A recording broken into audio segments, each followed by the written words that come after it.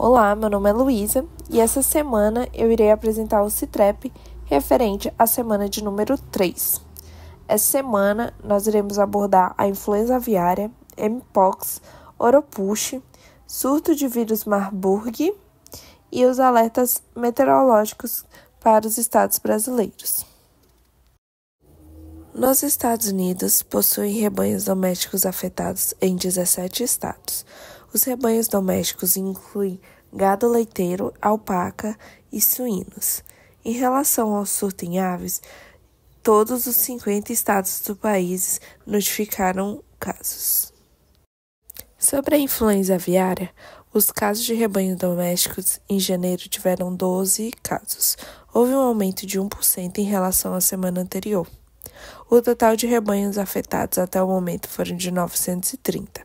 Apenas houve aumento no estado da Califórnia, que continua o estado com maior quantidade de casos. Atualmente são 710 casos. O Colorado e Idaho continuam na segunda e terceira posição, respectivamente, da maior quantidade de rebanhos afetados. Entretanto, seguem com o mesmo valor às semanas, ou seja, sem alteração. Na semana epidemiológica 3 do ano de 2025, houve um aumento de um caso humano na Califórnia. Até o momento, a origem do contato é desconhecida. No total, são 67 casos confirmados, 38 na Califórnia, 10 no Colorado, 1 em Iowa, 1 em Louisiana, 2 no Michigan, 1 em Missouri, Oregon e Texas, 11 em Washington e 1 em Wisconsin. Califórnia teve a maior quantidade de casos relacionados a contato com rebanho leiteiro. Washington teve a maior quantidade de casos relacionados com contato de aves comerciais. Já em Louisiana, é o único estado que notificou óbito até o momento. A partir do monitoramento de águas residuais, água de esgoto, foi detectado o vírus H5 em 3 estados americanos no período de 5 a 11 de janeiro. Os estados foram Califórnia e Nevada, que haviam sido identificados anteriormente, e Jersey. A detecção de H5N1 esteve presente em 53 locais dentro desses 3 estados. Tem-se que, até o momento, o comportamento da gripe aviária nos Estados Unidos são infecções que ocorrem após contato próximo ou prolongado desprotegido com o animal infectado. Nenhuma transmissão de pessoa para pessoa foi identificada. Os casos humanos são principalmente trabalhadores de laticínios dos Estados Unidos e não há alterações virológicas preocupantes se espalhando ativamente em animais que aumentariam o risco para a saúde humana. Portanto, o risco para o público em geral continua baixo. No Brasil, foram realizadas 1.138 investigações em aves para influenza aviária. Foram coletadas 323 amostras e não possuem investigações em andamento. No total, no ano de 2024, foram 15 focos positivos de influenza aviária, todos em aves silvestres. Na semana epidemiológica 3 de 2025, não foram realizadas investigações e nem coleta de amostras. Não há investigações em andamento e não há nenhum foco positivo. Os focos positivos no Brasil foram no Rio de Janeiro, São Paulo, Espírito Santo e Rio Grande do Sul. Essa semana não possui investigações em andamento. E esta semana, Camboja notificou um caso de óbito humano por H5N1. Trata-se de um homem de 28 anos, morador da província oriental de Kampong, que apresentou sintomas como febre, tosse, fadiga e dificuldade para respirar. A principal suspeita de transmissão é relatada a partir da ingestão de frango contaminado. Seu teste foi realizado no dia 9 de janeiro de 2025 e o óbito ocorreu no dia seguinte. Segundo dados globais, de janeiro a 30 de novembro de 2024, dados confirmaram que 82 países comunicaram casos de Mpox, sendo mais de 22 mil casos e 78 óbitos. Os países mais afetados desde janeiro de 2022 até novembro de 2024 foram Estados Unidos, Brasil, República Democrática do Congo, Espanha e França. Não houveram atualizações desses dados globais no ano de 2025. Os clados já identificados de Mpox até 30 de dezembro de 2024 são o clado 1, presente em 9 países, o clado 2, que que é o mais identificado, está presente em cerca de 62 países, e os 2 tipos de clado são identificados em 7 países. Também não houveram atualizações desse dado ainda no ano de 2025. A OMS realizou em novembro de 2024 uma avaliação de risco de mpox, no qual ficou definido que o clado 1, que afeta predominantemente áreas não endêmicas na República Democrática do Congo e países vizinhos, com risco elevado. Já o clado 1A, que afeta principalmente áreas endêmicas na República Democrática do Congo, com risco também elevado. O clado 2, observado na Nigéria e outros países endêmicos da África Ocidental e Central, como risco moderado. E o clado 2B, associado à epidemia global de mpox, com risco moderado. Na região da África, no período de 1º de janeiro de 2022 a 12 de janeiro de 2025, já foram confirmados cerca de 17.498 casos, com presença de clados 1A, 1B e 2 no continente africano. Em relação à semana anterior, houve um aumento de cerca de 390 casos. Já em relação ao número de óbitos, foi de 87 casos.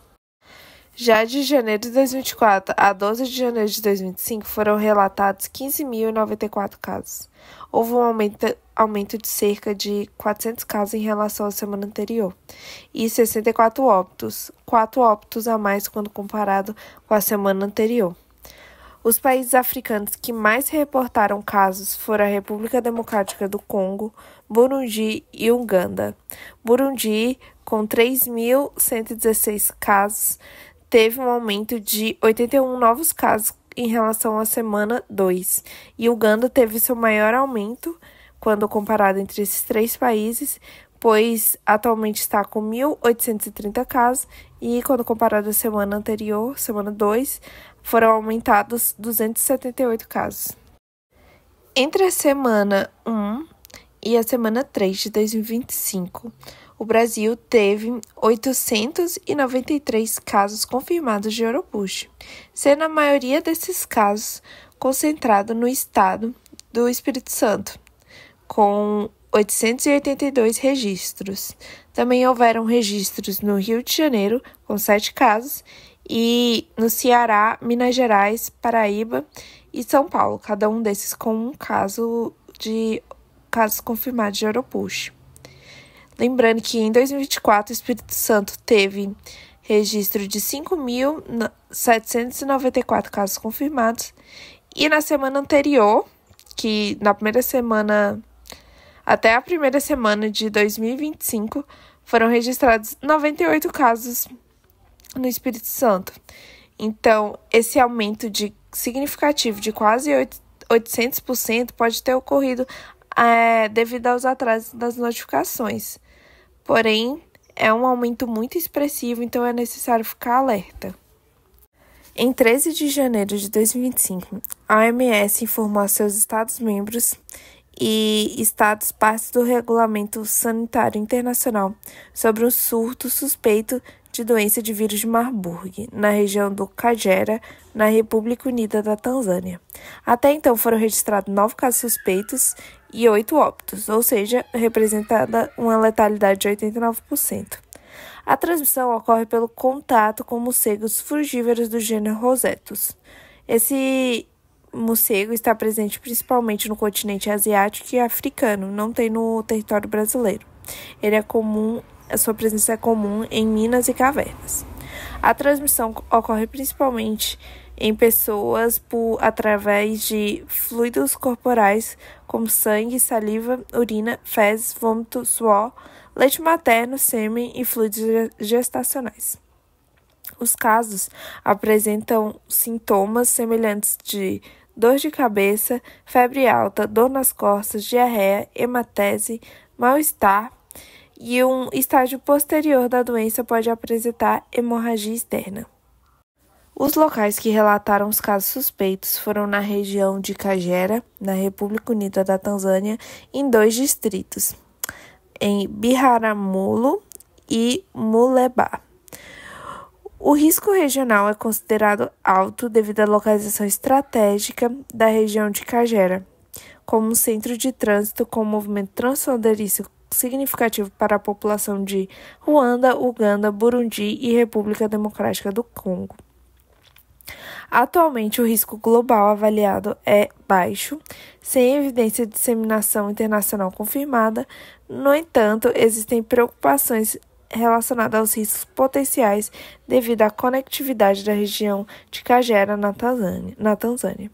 Embora não esteja próxima da capital ou de grandes aeroportos internacionais, Cagera possui redes de transportes bem estabelecidas e um aeroporto que oferece conexões com Dar es Salaam, principalmente o ponto de saída aérea do país. Esse contexto reforça a necessidade de aprimorar as capacidades de vigilância epidemiológica, o manejo de casos nos pontos de entrada e fronteiras, além de promover uma coordenação mais estreita com os países vizinhos para fortalecer a prontidão e resposta regional. Desde o início de janeiro de 2025, vários estados do país foram afetados por fortes chuvas. As principais regiões afetadas foram o Nordeste e o Centro-Oeste. O total de estados afetados é estimado em cerca de 16. A Defesa Civil Nacional registrou um total de 44 óbitos nos estados em situação de emergência. O estado de Minas Gerais publicou um relatório de situação e até o momento foram registrados 354 desabrigados, 3.270 desalojados, 50 cidades em situação de emergência e 26 óbitos no estado de Minas Gerais. Segundo o IMET, existe um alerta sobre chuvas intensas no Brasil. Nos próximos dias, as regiões Norte, Centro-Oeste e Sul vão sofrer um risco potencial de grande perigo de chuvas intensas. O principal risco à saúde que essas chuvas intensas podem acarretar são doenças infecciosas, doenças transmitidas por mosquitos, traumatismos, ferimentos, problemas de saúde mental e acidente com animais peçonhentos. Esse foi o CITREP da Semana Epidemiológica de número 3 de 2025. Muito obrigada e até a próxima.